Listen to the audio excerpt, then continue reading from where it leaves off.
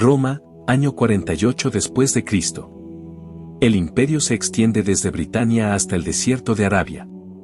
En el palacio del emperador Claudio, un hombre de edad avanzada y a menudo distraído por los asuntos de Estado, su esposa, la emperatriz Valeria Mesalina, de apenas 23 años, se consume de aburrimiento y de una ambición sin límites.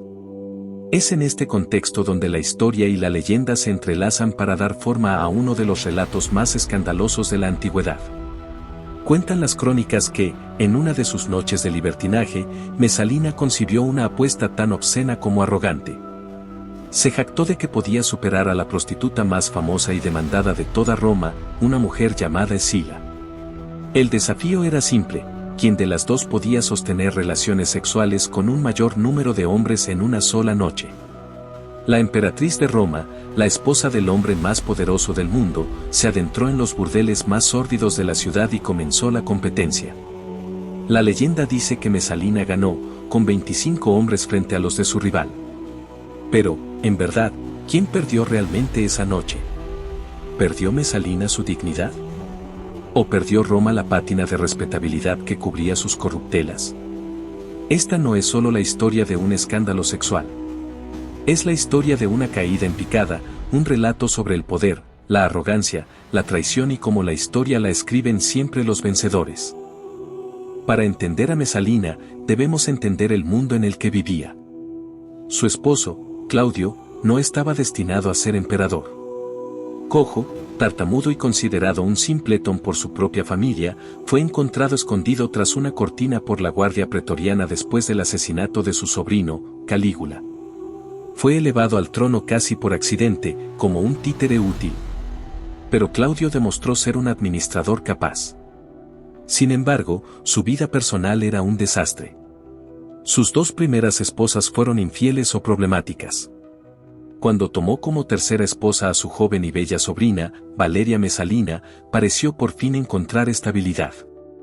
Mesalina era miembro de la más alta nobleza, bisnieta del emperador Augusto. Para Claudio, este matrimonio consolidaba su vínculo con la sangre fundacional del imperio.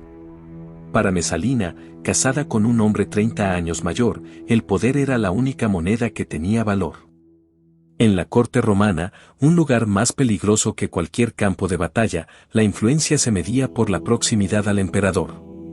Y Mesalina, como esposa y madre del heredero británico, estaba en la posición perfecta para acumular un poder inmenso. Pero era un poder frágil, dependiente de la vida de un hombre anciano y de la ausencia de otros rivales.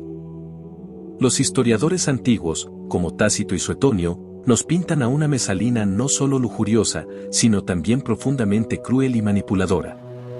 Se convirtió en la arquitecta de un régimen de terror. Usaba su influencia sobre Claudio para eliminar a cualquiera que considerara una amenaza o que simplemente se negara a someterse a su voluntad. La lista de sus víctimas es larga y siniestra.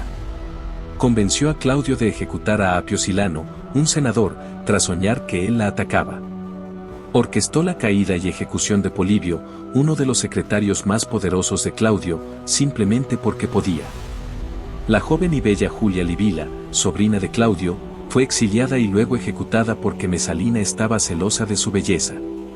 El método era casi siempre el mismo: acusaciones de adulterio, traición o conspiración. Bajo la Lex Julia de Adulteriis, el adulterio era un crimen de Estado, y Mesalina lo usaba como un arma política. Mientras, se dice que ella misma llevaba una vida de un libertinaje absoluto. Tomaba amantes a su antojo, desde actores hasta senadores. Pero aquí debemos hacer una pausa crítica. ¿Eran estos actos el resultado de una lujuria incontrolable, o eran movimientos políticos calculados? Un amante podía ser un cómplice, un aliado, o alguien a quien poder manipular. La eliminación de rivales aseguraba la posición de su hijo. Cada acto de Mesalina, por escandaloso que parezca, puede ser leído como una jugada desesperada para mantener su poder en un sistema donde una mujer podía caer en desgracia y ser eliminada en un instante. Y esto nos lleva de vuelta a la famosa competencia con la prostituta Escila. El relato nos llega de dos fuentes principales: el poeta satírico Juvenal y el naturalista Plinio el Viejo. Juvenal, en su sátira Vi, es quien da más color al relato, describiendo a Mesalina saliendo del palacio de noche, con una peluca rubia y acompañada solo de una esclava, para entrar en un lupanar y recibir cliente tras cliente. Pero debemos preguntarnos, ¿sucedió realmente? Los historiadores modernos son profundamente escépticos. Plinio el Viejo, por ejemplo, usa la anécdota no para hablar de Mesalina, sino para ejemplificar la resistencia sexual de las prostitutas. Juvenal era un satírico, su trabajo era exagerar y ridiculizar para hacer una crítica social. Para él, Mesalina era el símbolo perfecto de la corrupción y la decadencia de la clase dominante. El verdadero propósito de esta historia, más allá de su veracidad, era la difamación política. Mesalina no era simplemente una adúltera, era una prostituta. Y no cualquier prostituta, sino una que superaba a las profesionales. Esta historia era la forma definitiva de destruir su reputación, de despojarla de cualquier dignidad y de justificar su posterior ejecución.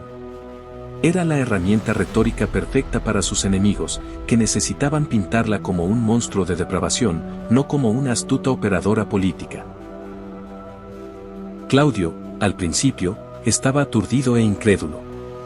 Pero Narciso y otros cortesanos, temiendo que el emperador pudiera flaquear si veía a su esposa, lo presionaron para que actuara con dureza. Narciso, actuando en nombre del emperador, ordenó la ejecución de Silio y de otros supuestos conspiradores. Mientras tanto, Mesalina, en el palacio, comprendió de repente la magnitud de su error. La realidad se cernía sobre ella. Intentó dos estrategias desesperadas.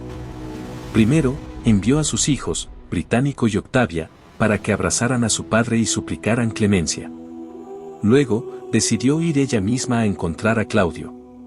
Según Tácito, en un último acto de arrogancia, no eligió el camino de la súplica, sino que subió a un carruaje y se dirigió a Ostia para enfrentarse a él, como si aún fuera la emperatriz.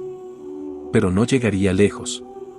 Sus enemigos en la corte aseguraron que sus órdenes llegaran primero. Cuando Mesalina, que había regresado a los jardines de Lúculo en Roma, comprendió que todo estaba perdido, su madre, Domicia Lépida, la acompañó en sus últimos momentos. Le dijo que su única salida honorable era el suicidio. Un soldado le entregó una espada. Mesalina, se dice, la tomó con mano temblorosa y no pudo clavársela. Fue el soldado quien, finalmente, le clavó la hoja en el vientre, poniendo fin a su vida a los 23 años. La venganza de sus enemigos no terminó con su muerte. El Senado de Roma decretó contra ella la damnatio memoriae, la condena de la memoria. Su nombre fue borrado de todas las inscripciones públicas, sus estatuas fueron derribadas y fundidas, y cualquier mención oficial de ella fue eliminada. Intentaron borrarla de la historia. Pero fracasaron. Mesalina se convirtió en un fantasma más poderoso en la muerte que en la vida. Su historia, filtrada a través de la pluma venenosa de sus enemigos, ha perdurado durante 2 milenios como el arquetipo de la ninfómana, la mujer depravada y corrupta. Sin embargo, cuando raspamos la superficie de la leyenda, encontramos a una figura mucho más compleja. Una niña casada con un hombre mayor en un mundo de hombres. Una madre desesperada por proteger el futuro de su hijo en una corte asesina. Una política despiadada que usaba todas las herramientas a su disposición, incluido su cuerpo y su sexualidad, para mantener su frágil estatus. La orgía de Mesalina, la competencia con la prostituta, fue un hecho real o una metáfora perfecta inventada por sus detractores. Probablemente nunca lo sabremos con certeza. Pero su historia nos obliga a cuestionar las narrativas históricas. Nos recuerda que la historia la escriben los vencedores, y que a menudo, la forma más fácil de destruir a una mujer poderosa es, simplemente, llamarla puta. Mesalina perdió su vida, su nombre y su honor. Pero su leyenda, una advertencia eterna sobre los excesos del poder y los peligros de la fama, es imborrable.